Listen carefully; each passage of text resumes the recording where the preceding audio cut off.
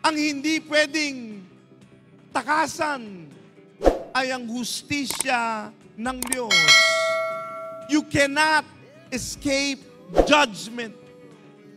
At ang kabayaran ng kasalanan ay kamatayan.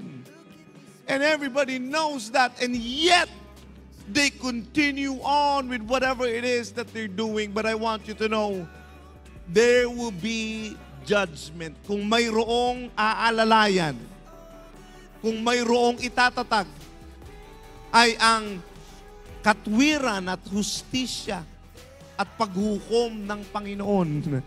Let us not forget that. What does judgment look like? Ano ang paghukom ng Panginoon? Let's look at that in the book of Matthew chapter 25, verse 31 to 40. This is a long verse kasi hindi yung iba sa inyo hindi nag-Bible study. But nevertheless, it is good to read the Bible on Sunday morning. Amen. Dadapwat, pagparito ng anak ng tao na nasa kaniyang kaluwalhatian, nakasama niya ang lahat ng mga anghel. Kung magkagayoy, luluklok siya sa luklukan ng kaniyang kaluwalhatian. At titipunin sa harap niya ang lahat ng mga bansa at sila'y pagbubuk din. Pagbubukurin niya na gaya ng pagbubukod-bukod ng pastor sa mga tupa at sa mga kambing. At ilalagay niya ang mga tupa sa kanyang kanan, dadapwat sa kaliwa ang mga kambing. Kung magkagayoy, sasabihan ng hari sa kanyang kanan, magsiparito kayo, mga pinagpala ng aking Ama. Manahin ninyo ang kaharian na nakahanda sa inyo buhat ng itataga sa liputan. Sapagkat ako'y nagutom at ako'y inyong pinakain. Ako'y nauhaw at ako'y inyong pinainom. Ako'y naging taga-ibang bayan at inyo akong pinatuloy.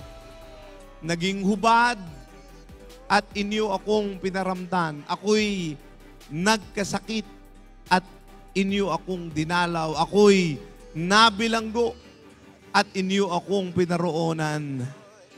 Kung magkagayoy, sasagutin siya ng mga matuwid na mga nagsasabi, Panginoon, kailan ka namin nakitang nagutom at pinakain ka namin o nauuhaw at pinainom ka? At kailan ka namin nakitang isang taga-ibang bayan at pinatuloy ka o hubad o pinaramtan ka? At kailan ka namin nakitang may sakit o nasa bilangguan at dinalaw ka namin? At sasagot ang hari at sasabihin sa kanila, katotohanan ang sinasabi ko sa inyo, yamang inyong ginawa sa isa dito sa aking mga kapatid, kahit sa pinakamaliit na ito, ay sa akin ninyo ginawa. First off, the judgment of God will have isolation and segregation.